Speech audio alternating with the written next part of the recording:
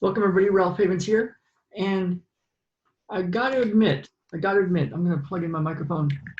I gotta admit, I was I was about to, I had pretty much given up. I was retreating years ago. And I had recovered from 2 years of being unable to run. And if you know me, you've been watching me, you know I love to run, but I couldn't run for 2 years because of severe bone pain.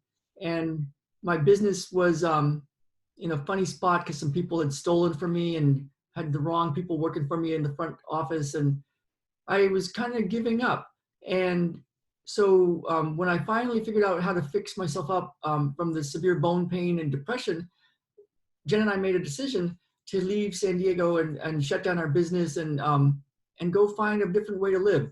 And when we came up here to Bellingham back in 2013, we had this plan, and we thought, okay, we're going to go out towards this mountain and live on some land, and we're going to live a smaller life. We're going to live a smaller life, and we had this plan to rent out a house that we could buy and then build an earthen house and just live a simple life.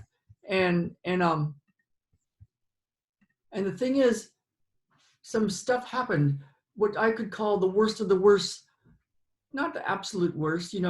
We were pretty much healthy, but we started losing our health a bit, and our house was not livable, and we started learning a lot about it, and we had to fix it up. And bottom line is, we burned through a lot of money. Our nest egg, we had sold the San Diego house, and it was going to supply the beginning of our new life in the Bellingham area, Mount Baker, and we were going to live a smaller life, see a few clients over Skype, but besides that, just kind of grow food and live differently.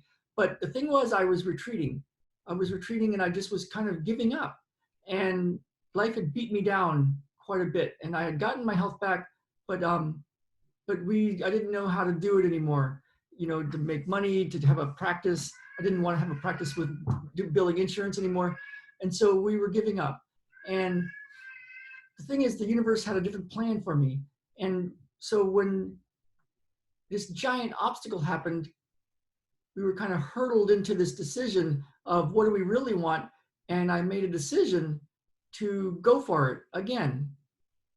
Numerous times in my life, I've had to go for it again after everything crumbles, and then building it back up again and learning. And so what happens is, the disaster, you can turn it into something big. In fact, you kind of don't want to waste a disaster. When the worst of the worst happens, you can waste it. You can retreat, like I had been doing. And my Qigong master, Ming Tong Gu, has a story like that. It seems like anybody that's done anything big, that's supposed to do something big, that's supposed to do something that matters, there's a time when it's like the same thing keeps happening again. Like whether it's somebody dying in your family, and then another person dying that and another person dying, and it's like, this is getting crazy. You just need some rest, and you just want to not feel this pain anymore. And maybe your physical body is kind of having some issues. And this disaster, this worst of the worst, it's easy to want to retreat. That's what I did for a while. But there's a way to use it, and you might not want to waste this disaster, this problem, this inability to make money if you can't work anymore because of the lockdown, this disaster of so many people in your family, that having big problems or even going away, or money falling away, or you don't know what to do. And Ming Tong, my Qigong teacher, he had a great life. He had solved a very chronic health condition, and had become a master Qigong teacher in China with this medicineless hospital. And they were helping thousands of people. And then the Chinese government shut it down and put their leader, Peng Ming, under house arrest. And Ming Tong pretty much fled to the United States and ended up in San Diego. And there he was, a master Qigong teacher, and he was doing a healing circle for donations and making about 15, 20 bucks, 30 bucks, 40 bucks in an evening of 2 hours of deep meditation. And over the years of lots of struggle, and not just retreating. Now he's got a space out in New Mexico, and it's worth millions of dollars, and he's doing his work, and he started the Medicine Hospital there, the Chi Center, chicenter.com. And would he have become a great healer and done this if he hadn't had this worst of the worst happen and his teacher get put in jail pretty much, and then he had to flee to the United States and just do donation-based treatments out of an apartment that somebody was letting him do it out of, you know? So when we're dealing with this worst of the worst, one of the success secrets is to not waste it,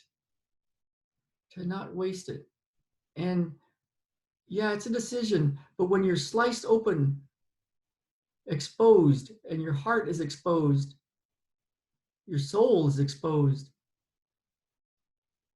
you might not want to waste it. You might not want to waste it. You might go deep inside and sit with that and go for it. You might want to go for it, because there's always an excuse. There's always a reason why it'd be the easy way. But of course, the easy way is not the optimal way, because it can get worse. If the universe is using something to get you to pay attention, to use it as a training to become the person you're meant to become, even if you have numerous things, even the worst of the worst, somebody dying, and then another person dying, if something like that is happening, or if you're losing your money, and then you're losing your money, and you're like really wondering, should you even be here on earth, because your money situation is so much different and you don't even know what to do. There's a retreat, there's a giving up, there's a just letting it happen to you. But we all know the world doesn't need any more martyrs, So it's a tough one, but when you're dealing with the worst of the worst, and you just want to retreat, and you want to quit, trying to fix it, and you just need some rest, and you're just trying to find a way to get smaller, it's an opportunity, and you might not want to waste this disaster.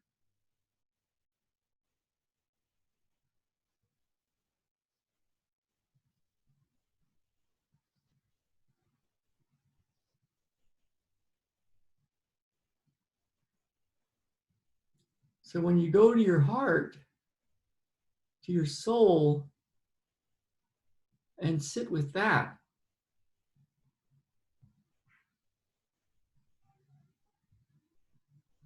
when I was going through all that tough time and we were living outside and we didn't know what to do, our money was just flying out the door, and I was like, we were having issues.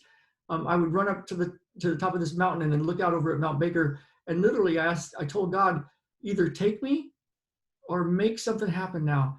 And I was led to teachers and coaches and healers, and I spent even more money, and I really spent more time, and stuff started to work, and I found stuff that works.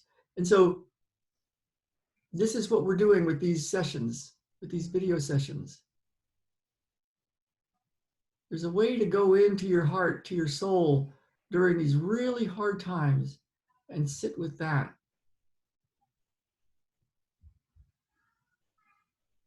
And the easy way might not be the optimum way.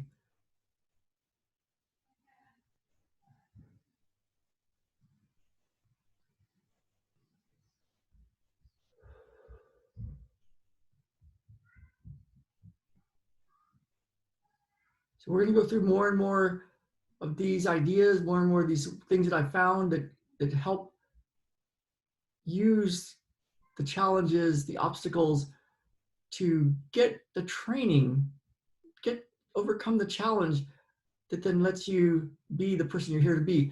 If Mingtong hadn't had to flee China and lose everything and start over, would he be the man he is today? I know I wouldn't be the person if I just had that same life in San Diego and everything working in my practice and being able to run and not having to lose all of that to then build it back up. So So it's a tough one. It's a tough one. But if you're up for really looking inside, then you're in the right place and in the heart.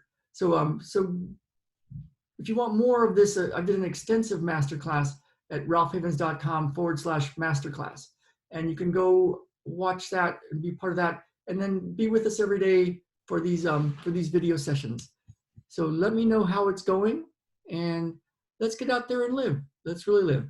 All right, you guys, go ahead and find the ralphhavens.com/masterclass and join us for a full masterclass on this. All right, bye now.